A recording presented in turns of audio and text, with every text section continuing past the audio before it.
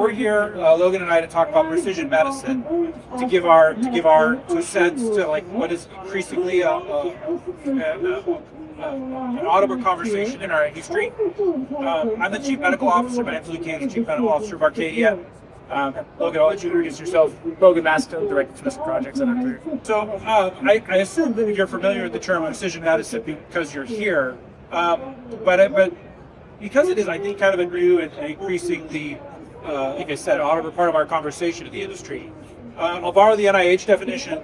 Precision medicine is an innovative approach that considers individual differences in patients' genes, environments, and lifestyle. And I think that sort of tripartite definition is a good one to carry around. But obviously, between genes and lifestyle, there's a lot of territory.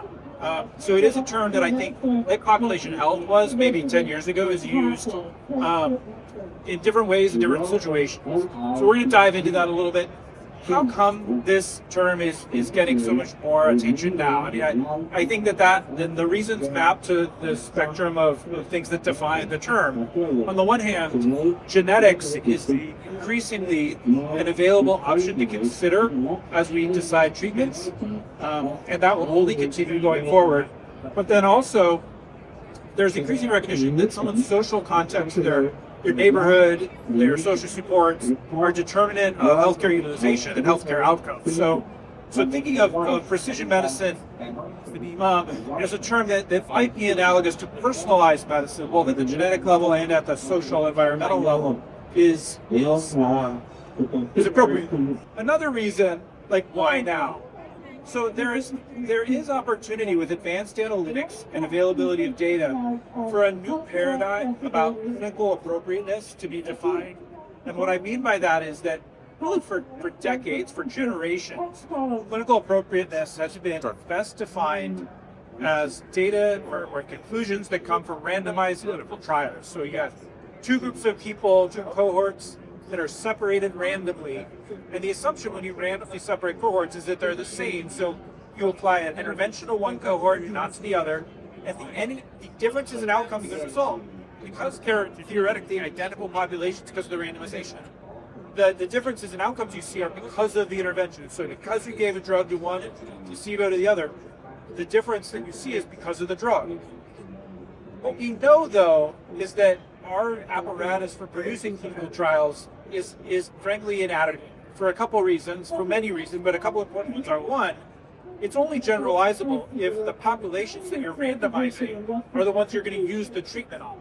So if you're using only males in a population in an RCT and you're going to apply that treatment to females, well, it doesn't necessarily translate. You just don't know. Issue number one. Issue number two, increasingly we're discovering very rare diseases, right? Where the ones that are biting you in the face, the big heavy diseases, malignancies, common malignancies at least, heart failure, kidney failure, tons of samples of those, so very easy to define clinical trials and get enough people in to have a good, strong trial.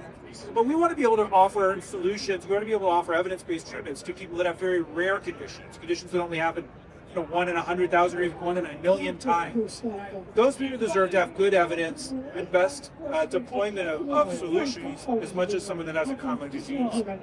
So we need to, and I think have an opportunity to transcend the RCT, or at least complement it with the benefits of machine learning and advanced analytics. That leverage of these new, more refined estimates of what someone's risk is can be mapped to a framework we use at Arcadia called the drivers of success. I'm not going to go into all of them, but I just want to highlight a couple of ones.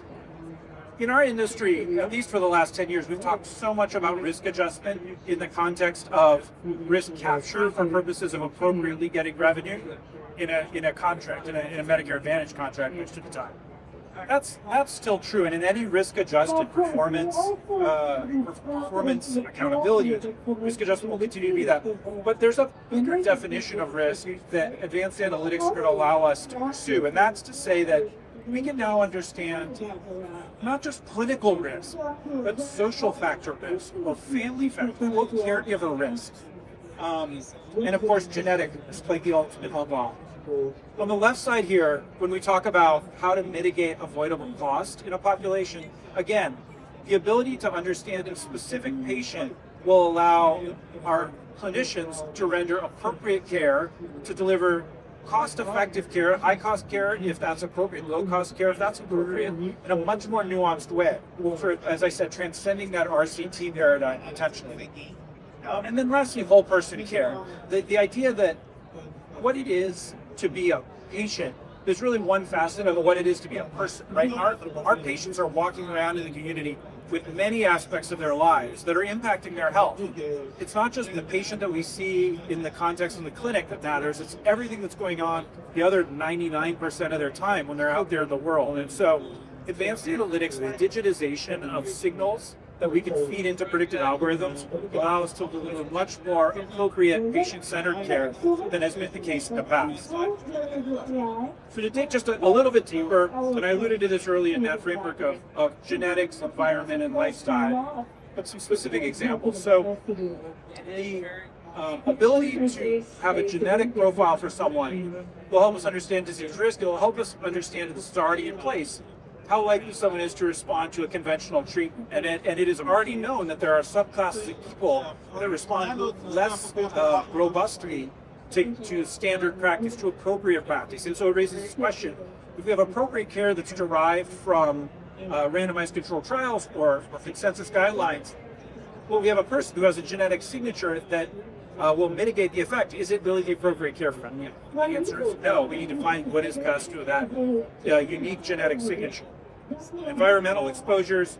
So we have all kinds of things in our environment that are biasing our bodies towards different outcomes, different responsiveness to treatment, and that will be captured in the increasing data environment that we live in. And then lastly, lifestyle and behaviors. And there are 100 different additional factors you can imagine. When I was talking about that person who's spending 99% of their time outside the clinic, they're having all kinds of interactions with the world that leave a digital signal, whether it's remote patient monitoring that could be applied in the home to understand how they're moving around their home. Are they moving well? Are they exhibiting risks of falls or other things? And what are their behaviors as a shopper in the world? Where are they spending their time? All of those things do roll up to health outcomes. We haven't done a very good job of connecting those dots. But I believe there's a tremendous potential in unlocking risk and then appropriately deploying really aggressive treatment in specific domains that we see tied to risk in a way that go way beyond health behaviors as we've conventionally. First and foremost, I think the role of healthcare IT is to leverage the sources that are available to us today and into the future using sort of novel pipelines, early AI or LLM assisted micro development to extract that information, those clinical entities, everything that goes along with that genetics, determinants of health, PII, family history, building a full but encompassing picture of the patient, family history, longitudinal patient record, proper ID management. It is all crucial to do this sort of precision medicine that we're talking about. Without that, it's not so feasible to do precision medicine. We talked about it earlier. It might be accurate, but it might not be actually precise. And that's sort of the difference. If they're going against here, the challenges in aggregating diverse patient data set. I'm sure everybody here understands the challenges of healthcare data and the interoperability that we're going through. I think with the administration currently and into the future, we're hoping for some more standardization of healthcare data. We'll set out FHIR. And I think that's the direction Arcadia is going to go with FHIR first, leveraging FHIR resources to build that patient record. As well as the genetics and genomics, there's certainly opportunity there as well. Leveraging models in combination with sciences to understand cohorts and cohort development. Again, it's still currently hard and a challenge to build the proper cohorts for this drug discovery and drug testing. As we talked about earlier, even in the early stage clinical trials, before you have patient or member interferences, we're doing a lot of that work. Today, to my knowledge, they're using more male blood than female blood, and that can have downstream effects that aren't even known to us today. So it excludes a majority of the population. So Arcadia's approach to leveraging data, as I spoke earlier, we want to be the aggregator. We want to pull everything in, all sources, all sorts of documents, all sorts of data, whether structured or unstructured, and turn that to use before.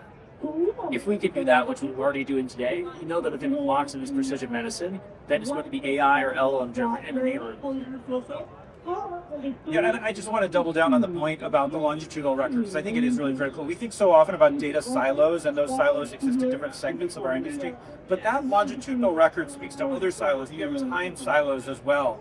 And it is really important, I think, as you think about how to model the successful risk suspecting and clinical research deployment, to have a longitudinal view of a patient. So as patients move around provider, all those providers should have that insight. And we believe interoperability is really going to unlock. Great. Just to continue on to that point, right? Impact on care delivery models. So today we have a very reactive and proactive care delivery model across hospitals, primary care, specialty, etc.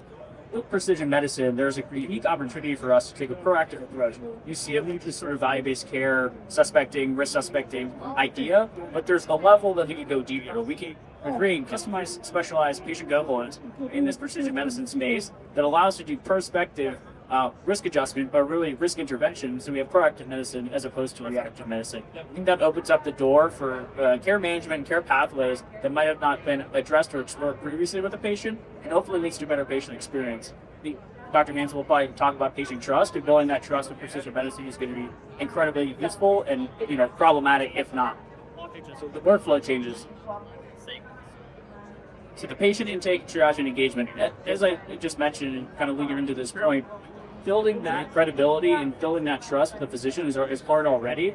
And with precision medicine, it's going to be even tougher to say, hey, you don't align with the industry standard that you might know of, or that your family or friends are recommending. You're outside of this establishment, but we think you need to go down this triage pathway, go down this clinical pathway because of the underlying data that is giving us that decision or helping us with that clinical decision making. That patient sort of physician relationship is going to be incredibly useful, incredibly important, and it comes down to a data availability that Arcadia handles, so saying we can handle this precision medicine. Other considerations, it's all in the news about how AI is growing and advancing, and part of that is the cost considerations, especially around energy consumption, GPUs. You can look at the NVIDIA stock price to see how things are progressing there. So it's crucially important to understand there is this inflection point, right? As technology advances, as infrastructure advances, there's costs associated with that. To be an early innovator, it is going to be potentially cost prohibitive for some folks to get into the precision medicine space. You can go across the aisle, work with life sciences, other third-party aggregators, and your own institutional data to drive these things, and using AI and LLMs to leverage and bring up these cohorts or bring up the patient precision medicine ideas is going to be, it's going to cost money, but at the end of the day, I have to split. So in doing so, at Arcadia, there's certainly opportunities for Arcadia to leverage our sort of IC and home bespoke abilities to make sure that precision medicine is something that's unlocked for everybody, and it's not for the select few at the time, right? And that's what we hope to get to in using some of our own, whether it's tune-trained LLMs or sort of custom LLM implementations, self-hosted, things of that nature, where we can sort of optimize cost and efficiency to allow for this democratic precision medicine idea. Logan alluded to this earlier. There is going to be an uptake curve among providers as well as for patients. These ideas of precision medicine and the amount of personal data that people are comfortable sharing, which will be necessary to unlock the precision treatments that we're talking about. And as Logan said, that patient's perspective, that risk receptivity will, I think, only happen if we bring providers in, individual providers, right? So it will be so critical that AI, as it's deployed through ambient listening and LLMs, the collection system has to be not just deployed in a way that increases provider workflows, but it actually needs to be favorable to providers, right? Like AI needs to land for providers in a way that they understand the benefit of it, and it will only be through that there is the uptake at a speed that patients deserve, right? Because the patients won't see these benefits until the providers come into this new era, and so I guess our ask as we work with providers will always be to think of how's you land with your frontline, and frankly our provider customers think at it, right? That is absolutely their priority. So you look forward to the journey. Yeah, I think it has to be useful. That's really the inline discussion. When you're doing any product development, the UI UX is critically important info. You can tell providers exactly what they need to do if it just goes through a certain way. It's not used to and then it's not the impact you would expect. So that goes without saying, but Arcadia has sort of this downstream user experience first mentality, product development, which I think is incredibly helpful for the one where it's like this. You don't want to replace providers. You want to enable providers to be more efficient, be more precise. In the care that they deliver. So feel free to download our slides. And before we adjourn, does anybody have any questions, or is anyone interested in some discussion around this topic? Yeah, totally. So what we do to start with precision medicine, that this functionality is based on taking data from diverse streams. The most kind of historically common ones were claims, payer claims, and then more recently EHR, digital, clinical data. So we've been bringing those two data streams together for decades, really. And with the insights that come from that, we've developed a lot of analytic tools to understand what drives utilization, what undermines quality. And what we're looking forward to in the future is these additional data streams that are more and more available to us, whether it's social determinants of health data or wearable data.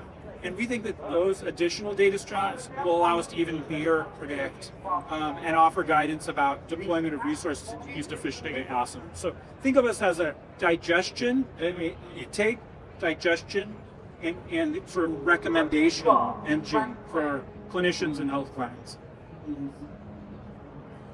All right, thank you all. Hope you have a great rest of the conference.